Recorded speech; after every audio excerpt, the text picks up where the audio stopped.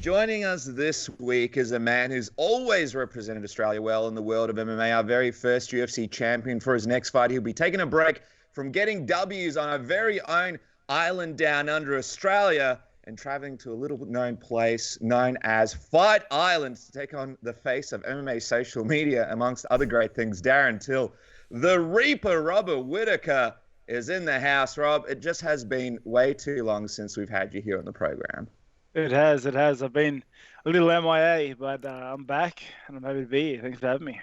It's good, man. This is like Pokemon. A wild Robert Whittaker appears, so we're gonna savor every moment. And the first thing we wanted to sort of kick things off with is obviously your oldest son had his birthday a few weeks ago.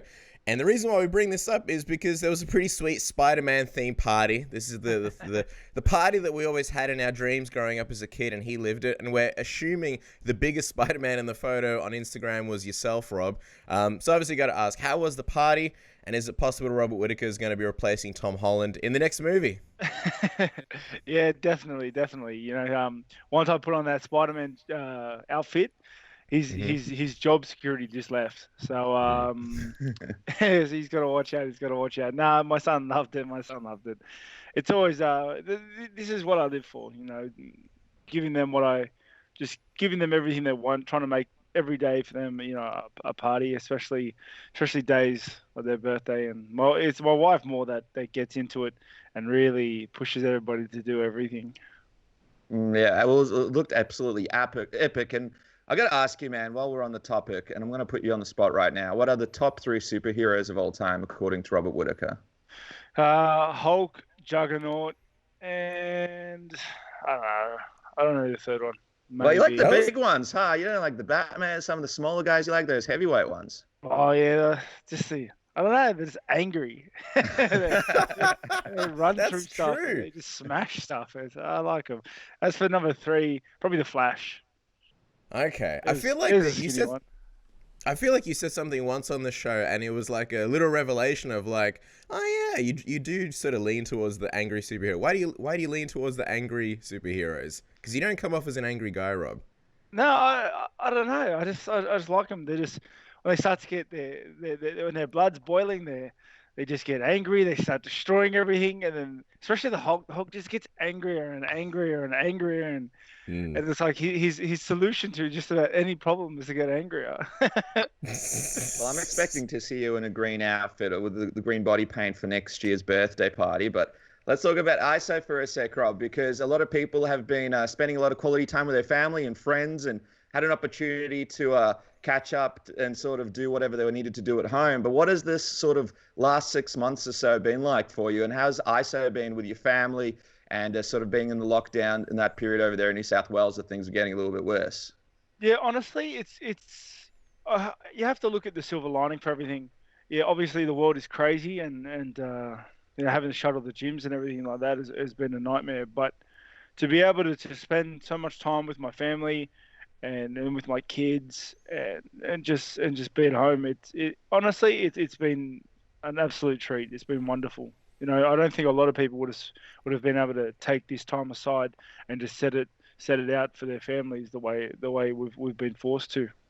Not to make light of the situation, but like, you know, reading your comments sort of towards the start of the year about taking the break from training and stuff, I imagine like when the ISO thing happened and you were like, man, I'm going to be spending heaps of time with my family. This is kind of like a blessing in disguise, I imagine. Is this sort of like the most time you've been able to spend with your family since, you know, you've had the rigorous training and schedule of, you know, being a UFC fighter and a UFC champion for the last, you know, however many years? Yeah, you know, honestly,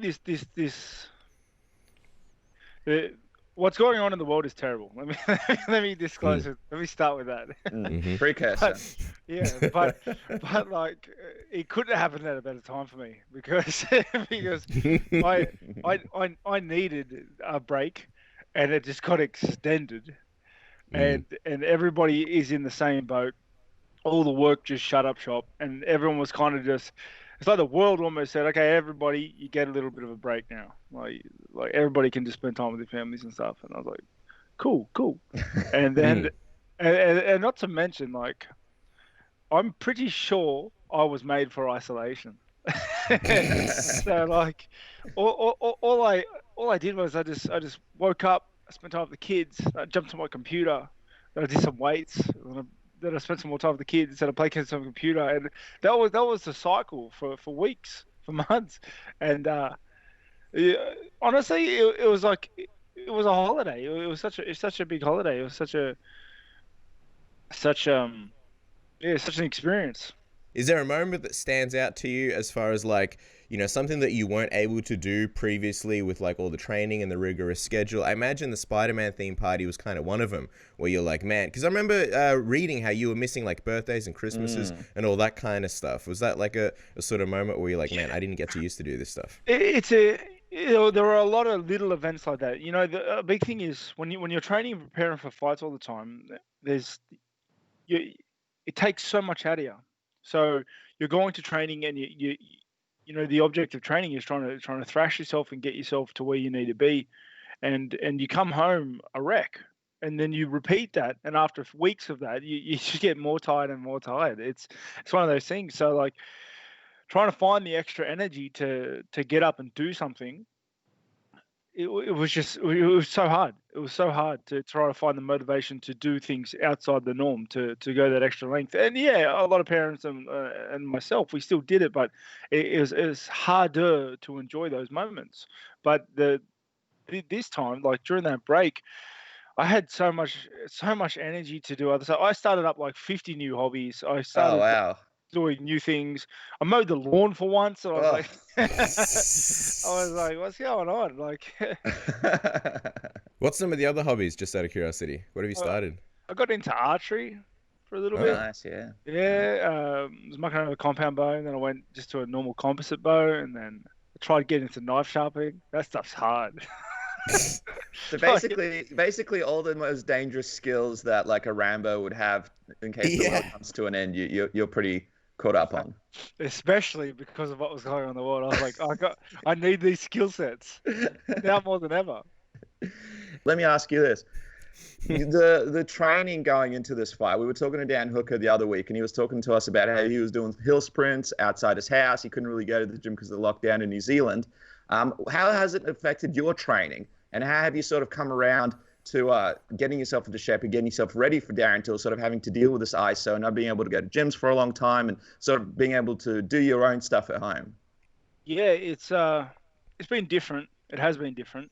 There's the lack of training partners and consistency with the gym work and the body work. But I'm very fortunate that I have a gym here at home, and I was able to work the way I have been, to continue working, continue on my strength. Like Dan Hooker said, like the road doesn't leave. So I was out there on the road running roads, hitting up a park and doing sprints and doing everything in my power that I could. The thing is, everybody's in the same boat. Everybody has had to do the same thing. So it is what it is. Like, is it optimal for anyone? No, it's not. But we're very fortunate. We were able to just continue working during this time, and I guess take people's mind off what's going on. Mm. What is sort of like the biggest difference between like the Robert Whittaker training now versus say the Robert Whittaker that was preparing for UFC 248? Before you took the break, where you were sort of heading in that direction, where you were like, dude, I need to change some things up. What's the biggest sort of difference now? And when did you sort of specifically find that sort of the fire and the passion sort of came back, for training and everything? Well, to be honest, like when I went on my break, I didn't know what I wanted to do because I was so burnt out. I just didn't feel, and everyone's felt it. Like when you do something for so long and you hit that grind, you just get sick of everything and you find no motivation to do anything, even if it's something you enjoy. If you thrash it too much, like you just lose it. So I hit a point where I was just so burnt out. I needed a break. I didn't want to do anything. I didn't have any sort of idea on what I wanted to do. I didn't want to go in the gym because the gym for me is always a means to an end. Like the fight for me is always what has driven me. I drive for the fight. I like fighting. I learn skill sets for the fight. So with no fight in sight and the idea of not knowing if I wanted to fight anymore, I didn't want to go to the gym. So that took like a massive chunk out of my life that I had to kind of work around. And honestly, it was very weird for me, just being in limbo, I guess. Not telling myself to do anything, not making plans, like having that solid break where I was just doing nothing. I was waking up every day, working out what I was doing that day. It was weird, but eventually, as I started to get rejuvenated and just get refreshed, and started to unwind, that fire, that longing to get in there, to get to work, to fight, it just came back with more fervor than ever. And like that's when I knew, like it wasn't so much what I was doing, it was the way I was doing it. So I just needed to change some things that make things a little different to how I was doing them before. Did you you sort of touched on it, did you ever think about sort of hanging up the gloves and just thinking, you know what, while I'm finding myself, maybe I'll just do something else in life, maybe it won't be fighting and I've done enough, of held a world title? Did you ever, those thoughts ever cross your mind? It's not one of the things that I was like, like it's not one of the things I was like, I think I'm going to retire. Like, it wasn't a thought in my head. It was more so I knew that if, like, during my break, if I didn't find that spark, I would have to hang up the gloves. Like, and I had to be cool with that possibility, because the whole thing going into my break was not having any sort of preconceived notion on what I was going to do, on like how it was going to end, and what I was going to do afterwards, after the break. It was more like, and that's why it was so weird for me. Even trying to explain it now sounds weird. It's like just going out there with nothing on the table, no plans on what to do, anything, and just resting, relaxing. Like you'll get it when I say, like, I went to bed and didn't set an alarm to wake up. I woke up with no plans on what to do that day. I just woke up and then ask family what they're doing, and then you know what I mean, and then rinse and repeat. And it's just it was weird, but it was much needed, because it just cleared so much clutter in my head. I imagine it's needed because, when you do that for so long, eventually you probably get bored of it and you're like, all right, I need to do, something sort of more structured. But you did say, like, you had to change a few things. What was it that you actually changed? Was it coaching stuff? Was it something to do with training, less training? Was it how? Because I imagine you're still training, like, to be, a world-class fighter. Obviously, you're doing that. So how do you find that balance? What did you change? Fortunately for me, I have a great team. I have, like, with my coaches and with the fellas, everyone's and all the guys in the team, they're so supportive of me. So when I went there and I told them where I was at and stuff, we all started spitballing. We all started brainstorming on what we could do. And especially with my coach Alex Prats and Andrew Canali, those two guys, like, I sat down with them and got their feedback on a lot of things, and they just said, like, it makes 100% sense. Like, you've been doing the same thing for 7 years, and so many changes have been happening, but you're not the same person you were 7 years ago. Like, and I'm not. I've got more kids. I'm older. I've got different responsibilities. Like, things change, and you have to change with them. And they don't need to be drastic changes. They just need to be little changes. Because, like, 7 years ago, I used to stay up till 3 a.m. every day, and then, but I can't do that anymore, because I'm tired.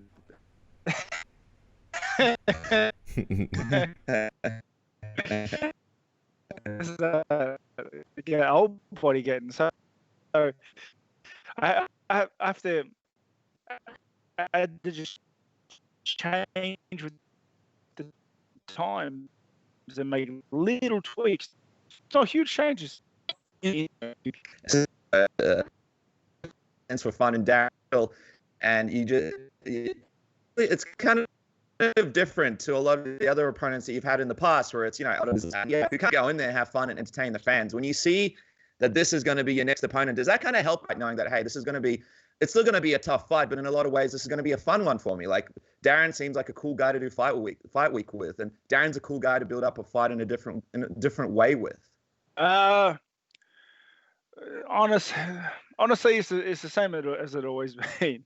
Like, it's cool how it's a different approach, but I'm not really thinking about like whether Darren's a cool guy or not. Like before the fight was lined up, it was cool to just josh back and forth and then have a bit of a laugh at it, try to make some interest for the fight. But once we kind of knew we were fighting, I don't really care what sort of person he is. It's one of those things where all I'm focusing on now is just focusing on crushing him.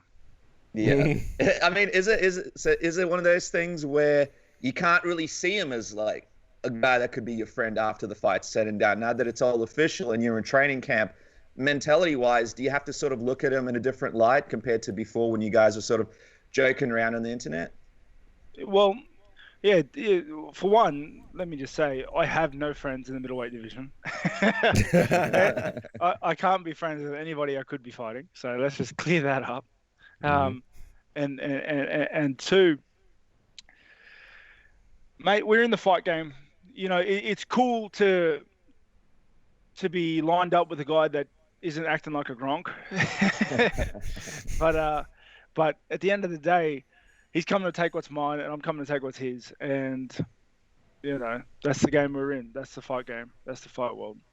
Yeah, well, it's going to be an exciting fight, and we're all looking forward to it so much. But when you come to look at this relationship building into the fight, I'm just wondering, is he messaging you behind the scenes? Do you guys speak? Do you guys DM? Has there been any conversations outside of what we've seen on social media? No, not really. There's no, like you haven't ghosted him, have you, Rob? He hasn't been messaging you and then you're just not responding to him. The thing is, it's like we're just cool. We're cool. He's doing his thing. I'm doing mine. We have a bit of fun, but we're both respectful. But don't get us wrong. The weeks are getting closer, and our sights are set on each other's faces. It's wartime. I'm ready for the fight of my life, and I'm going to bring the fight of his life. Just quickly, what do you think about the memes and the face swaps that he's been doing? There's so many classics. There's one of you, him, and Israel as Octagon Girls. Yeah. There's him putting his face on your face. What do you think of all that fun stuff? Yeah, he's he's funny. I think I much prefer his approach to trash talking, if you would, than other people, because like I don't understand why people need to get so into it. We're gonna fight. You know what I mean? We're gonna fight. There's I know some people have to get emotionally invested in it, but whatever. It's a new approach. It's original. It's cool. While we're talking about some of the internet antics that Darren Till gets up to, have you seen some of this Mike Perry stuff in the website that he created for Mike Perry? Where he's not really. Well, I'll tell you what. We'll send you the link after this. You have to check it out. Him and Mike apparently had an agreement, though, online where they actually decided to have a bit of fun and have a bit of an online beef to keep people entertained. But just quickly, while I mention Mike as well, he had a big win over the weekend, and he's sort of talking about moving up to middleweight. I'm just curious, as someone who's obviously moved up to the division, become a champion yourself, what do you think about Mike Perry's plans to possibly fight in the middleweight division? Do you think that he could find some success as well? Yeah, like definitely he could find a success. He's a tough guy, man. I every time I watch him, he surprises me, honestly. Because even that last fight, he wasn't faster than Mickey Gall, but he looked like he just like everything Mickey Gall threw at Mike. Mike just was like he could handle it. He could sprawl out of the shots. He countered with his own shots. When he got on top, he did damage. And he must hit hard. I assume that's his ace, because there's got to be a reason why. Given he's tough as nails, but he must hit bloody hard as well. Like I'm trying to crack the enigma of why Mike Perry is as successful as he is. But yeah, I definitely think just with him being tough and hitting hard and having that decent well-rounded skill set, I'm sure he could have success moving up. We've seen a lot of fighters talk about the fact that he had his girlfriend in the corner, and now their partners are saying, "Hey, what about us? Why aren't we in your corner?" Has the wife said anything yet, Rob, about potentially flying to Fight Island and being the third corner person for Darren Till, now that he set the precedent, Mike Perry? Nah. She thought it was a little weird. It's I don't know. It's just do your thing. If he likes it and he's happy with it, why not? This is his ride and his journey. He can do it the way he wants to. Why not? I wanted to ask you, Rob, what's like, how do you view this Darren Till fight? What does it sort of mean to you?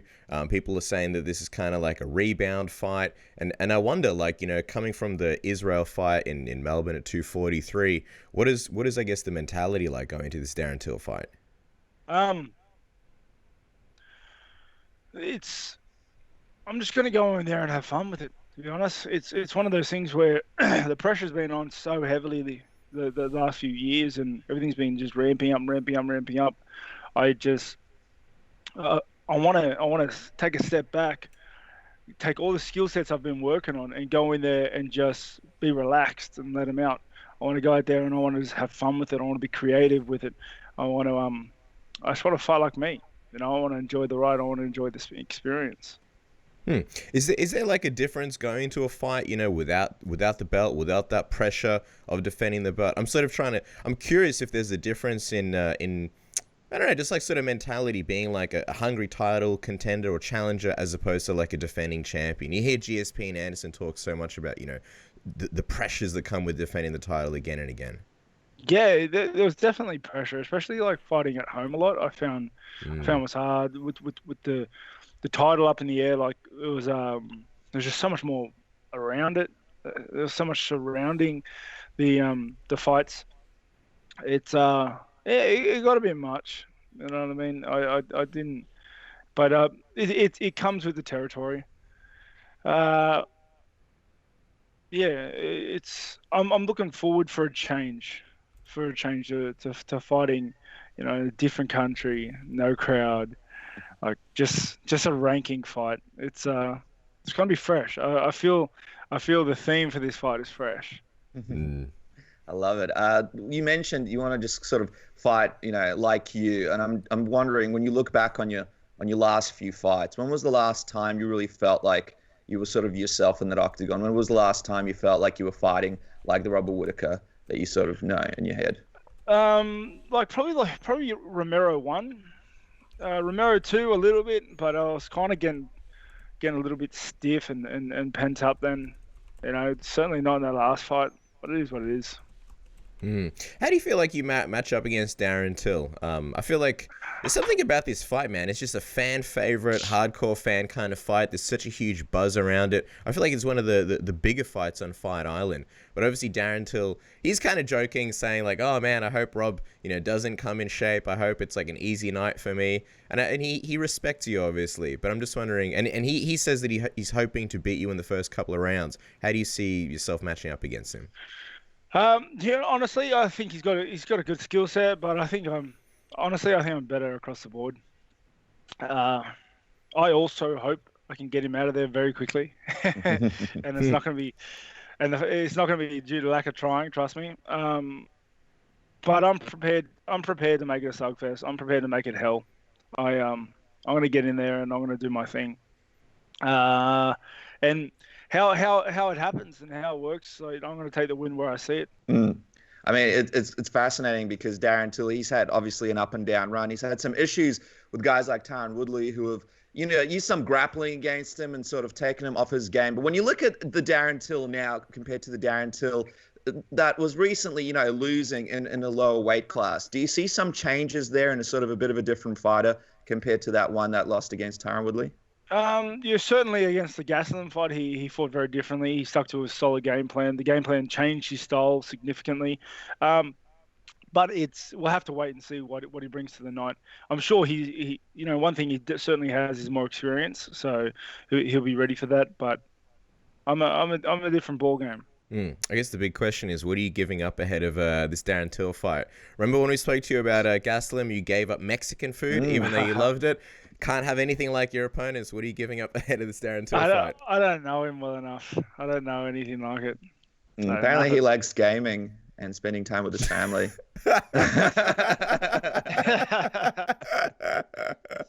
No. Look, the fight is going to be a really good one. We can't wait to see it. It's also interesting because I suppose, I mean, there is a ton on the line here. Israel Adesanya is going to be fighting Paulo Costa next. But in your mind, is this the fight to decide who the next person is to fight for the title? And I'm also just wondering, in terms of yourself personally, obviously being the champion again is so important, but you're kind of enjoying being a contender and being in the rankings and sort of fighting these fun fights. Are you interested in sort of fighting for the title next, or would you be happy to sort of hang out in the division and fight some other guys before you get back to fighting Israel again? I haven't even thought about it. Honestly, I haven't even thought about it. I'm just enjoying the ride. Like I said, I'm just a ranker now, so I'm in there. I'm looking to fight Darren Till, beat him, worry about the next step after. Just one thing quickly that pops into my mind, Rob, while we've still got you. One of the things that, I mean, you're both sort of fan favorite guys. One of the coolest and most sort of things that people like about Darren Till was after the Gastelum win, he spoke about how, even though he loves fighting, he was so terrified and scared to go out that night that he was just looking for ways and excuses to fake an injury.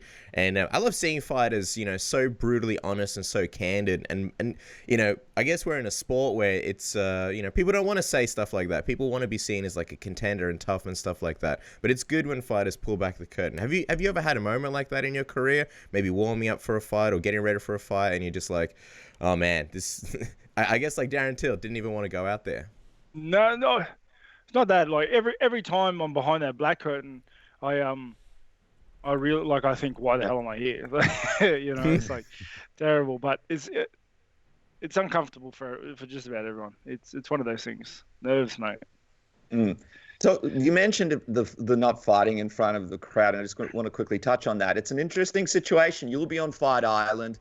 There's not really going to be a crowd. You're going to be sort of flying over to this created area by the UFC. And I'm wondering, does that sort of add to the excitement for you? You mentioned that it's sort of a pretty epic setup. How do you feel about it right now? And sort of how does it feel to have that surrounding for your big return fight? No, it's going to be very different. And I'm looking forward to that change. I'm looking forward to getting away from the comfort zone, from getting away from like all the love I have homebound, getting away from, like trying there's more pressure fighting locally, right? Like when you're headlining, yeah. Especially when the fight's as big as it was last time, it's one of those things. So I'm looking forward to getting there. I fought with no crowd before though, when I was in the Ultimate Fighter, so it's very, very similar. I'm just looking forward to getting in there, getting to work, and then coming home. All right. Well, as we let you go, Rob, the big question on everybody's minds is this: when is Grange TV returning? We miss you on Grange TV. We miss our Fabs. What's going on? What is the future for Grange TV so far? ISO Grange TV edition. Yeah, I've put the podcasting on hold for a little bit. It was eating up a lot of my time. Plus, I wanted to focus on a couple other side projects I have, such as like Twitch streaming and just doing a few other little things computer based. I am curious though, are you and Fab still working together in some kind of capacity? Because I'd hope to see the memes continue, right? We need Fabs in the Robert Whittaker team for the memes to continue. We've taken separate approaches for the last few months, just because he has some projects he wanted to work on that were just very, very time consuming and time heavy, and that's it. It was a time where I was going on break. He had some different projects, so we're like, let's just run our own ship for a little bit, and that's kind of where we're at. Are you guys going to sort of reconvene sometime in the future and work on stuff together, or is this kind of like the end of the partnership for now? Well, perhaps life's very busy. Like life doesn't stop. So I'm still hustling away for the other coaches that I have and my team. He's working on his projects and things. Where life leads, who knows? But he's being very successful doing his stuff, and I'm still working on mine, making great gains. So we're happy with everything so far. Yeah, in the meantime, you're becoming the real life Rambo as well. So everyone needs to keep that in mind, guys. If the end of the world comes, go to Robert Whittaker's house over there in Grange. And for the meantime, follow the man at Robert Whittaker MMA on Twitter and Instagram. He's fighting Darren Till, obviously, in this massive 5-round battle on Fight Island, July 25th, 26th in Australia and New Zealand. And you can also grab your Robert Whittaker t-shirts and gear. He's actually got a giveaway going right now. You can win a fight kit. And it looks like every time you put up merchandise, Rob, Darren Till comments underneath wanting a freebie. Unbelievable. Do you think he'll get it after the fight? Probably. We'll see. There you guys go. The massive fight on Fight Island. We can't wait. Thank you so much for joining us, Rob. Always love having you on the program. Nah, thanks for having me, guys. Take it easy.